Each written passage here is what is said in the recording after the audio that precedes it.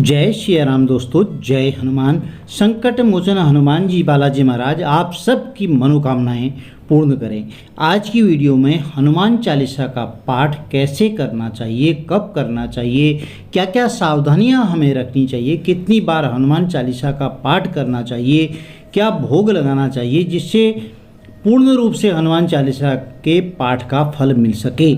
मित्रों, हनुमान जी को इस कलयुग में सबसे जागृत देवता के रूप में माना जाता है। सावन का महीना चल रहा है, ऐसे में हनुमान जी को भी रुद्र अवतार यानी कि भगवान भोलेनाथ का ही 11वां रुद्र अवतार बोला जाता है।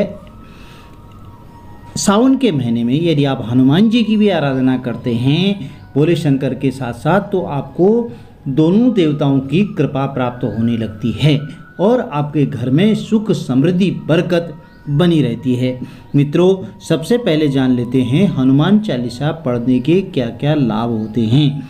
जब आप श्री हनुमान चालीसा का पाठ करते हैं तो आपको क्या क्या चीज़ें प्राप्त होने लगती हैं, क्या क्या लाभ होने लगते हैं। सबसे पहले जानते हैं कि जब भी आप हनुमान चालीसा का पाठ करते हैं तो उसको आपको पूर्ण करने के बाद घर में जितनी भी भूत प्रेत से संबंधित बाधाएं होती हैं, तंत्र टोटके, रोग व्याधि, कलह कलेश, पति पत्नी में झगड़े, यह सब धीरे धीरे समाप्त होने लगते हैं।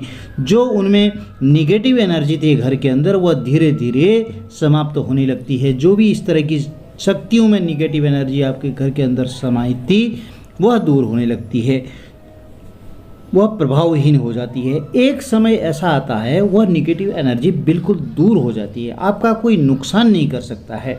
दूसरा लाभ यह कह सकते हैं कि जब आपको हर तरफ से परेशानी होने लगती है, चारों रास्ते बंद हो जाते हैं, सब तरफ से अंधकार दिखाई देने लगता है, कहीं से भी कोई रास्ता नहीं दिखाई देता है और हर तरह से आप निराश हो जाते हैं, हताशा होने लगती है। आपको आपके सगे संबंधी जो है वह आपकी सोच सुनते नहीं है, बात नहीं करना चाहते आपसे और आप बहुत ही परेशान हो जाते हैं। तो जब आपको लगने लगता है अब तो कुछ करने के लिए बचा ही नहीं है, लड़ाई झगड़े काफ़ी हद तक बढ़ चुके हैं, काम धंधा चौपट हो गया, कुछ नहीं मिल रहा है, घर में बीमारियां घेर रही हैं, परिवार में कलह कलेश बढ़ रहे हैं, आप हर तरफ से बिल्कुल हार चुके हैं, थक चुके हैं, तो ऐसे में केवल आपको संकट मोचन हनुमान जी ही आपकी परेशानियों को दूर कर सकते हैं।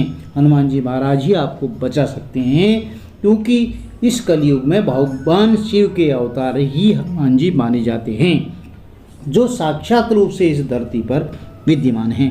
हनुमान जी अष्ट चिरंजीवियों में से एक हैं। ऐसी स्थिति में आपको हनुमान जी की शरण में अवश्य जाना चाहिए। सच्चे मन से, सच्चे भाव से हनुमान जी की भक्ति करनी चाहिए। केवल हनुमान चालीसा का पाठ ही आपको जो है आज समस्याएं दूर कर सकता है। हनुमान चालीसा का पाठ आपके जीवन में एक उम्मीद की नई किरण लेकर के आ सकता है। जी हाँ दोस्तों, इस पाठ को करने से आपके पितृ भी प्रसन्न होते हैं। अगर किसी तरह का पितृ दोष परिवार में है और हनुमान चालीसा का पाठ यदि आप इस विधि से कर रहे हैं तो आप इस वीडियो में जो बताई जा रही हैं आपके घर में निश्चित ही सुख समृद्धि आएगी, बरकत आएगी, धन धान्य से आपका घर भरेगा।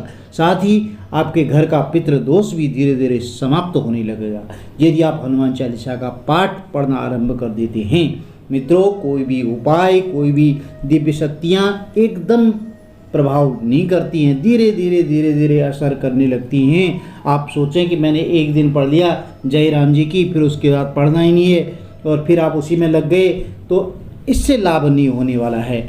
आपको एक नित्य प्रति नियम बनाना पड़ेगा, एक संकल्प के साथ जो है यह हनुमान चालीसा का पाठ करना पड़ेगा। निश्चित ही आपको हनुमान जी महाराज की कृपा होने लगेगी। तो दोस्तों, हनुमान जी महाराज यदि आपको सपने में दर्शन देने लगते हैं, कई बार आपको सिंदूरी मूर्तियां दिखाई देने लगती हैं, कई बार आपको चोला चढ़ाते हुए सपना दिखाई देने लगता है, कई बार आपको भंडारा करते हुए सपना दिखाई देने लगता है, आप स्वयं हनुमान चालीसा का पाठ करते हुए अपने आप को सपने में भी देखने लगते हैं। आपको हनुमान चालीसा का पाठ पढ़ने से एक लाभ यह भी होता है कि आप अध्यात्म की तरफ जाने लगते हैं। आप किसी के प्रति बुरा नहीं सोचते हैं, किसी के प्रति राग द्वेष नहीं रखते हैं, हनुमान जी और प्रभु श्री राम की असीम कृपा से आप अध्यात्म के मार्ग में बढ़ते चले जाते हैं। धीरे धीरे धीरे आपके घर में एक पॉजिटिव एनर्जी का संचार होने लगता है, सकारात्मक ऊर्जा का संचार होने लगता है। अब आपको क्या करना है, कुछ चीज़ें जैसे तामसिक चीज़ें हैं, मांस मदिरा, इन सब चीज़ों से आपको दूर रहना है, इनका परहेज करना है। गाली गलौज, लड़ाई झगड़ा, तेरा मेरा, इन सब चीज़ों से आपको थोड़ा ऊंचा सोच करके चलना पड़ेगा। आपको पूर्ण रूप से ब्रह्मचर्य का पालन करना पड़ेगा।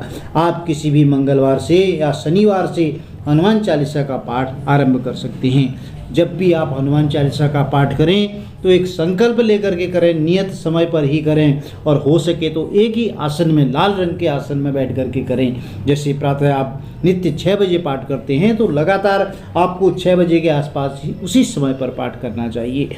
ध्यान रखें, या तो आप हनुमान मंदिर में चले जाएं या घर पर भी आप हनुमान चालीसा का पाठ कर सकते हैं। अब आपको क्या करना है, एक पाटे पर लाल रंग का वस्त्र बिछा करके हनुमान जी की आशीर्वाद देते हुए मूर्ति लेकर के आएँ और पाटे के ऊपर रख दें। एक तेल का या घी का दीपक लगा लें। आप स्वयं भी लाल रंग के आसन में बैठ करके पाठ पढ़ें। भोग स्वरूप गुड़ या चने लेकर के आएँ।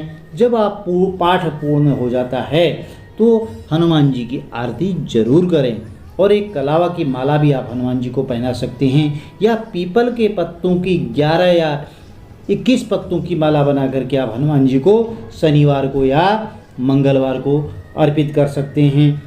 और या कलावा की 11 या 21 गांठ लगा करके माला बना सकते हैं कलावा की, तो उसे भी आप मंगलवार को जो है या शनिवार को हनुमान जी को अर्पित कर सकते हैं। आप चाहें तो मंगलवार का व्रत भी धारण कर सकते हैं। प्रसाद के रूप में बूंदी के लड्डू भी आप अर्पित कर सकते हैं। सभी भक्तों में आपको जरूर बांटना चाहिए। मित्रों, यह हनुमान चालीसा से संबंधित जानकारी थी। यदि वीडियो में दी गई जानकारी आपके लिए लाभप्रद रही हो तो चैनल को लाइक, शेयर और सब्सक्राइब जरूर करें। हनुमान जी महाराज, संकट मोचन बालाजी महाराज आप सबकी मनोकामनाएं पूर्ण करेंगे। कमेंट में जय श्री राम जरूर लिखें, जिससे प्रभु के दरबार में आप अपनी उपस्थिति दर्ज कराएं। वीडियो में दी गई जानकारी लाभप्रद रही हो तो लाइक शेयर जरूर करें। हर हर महादेव, जय माता दी।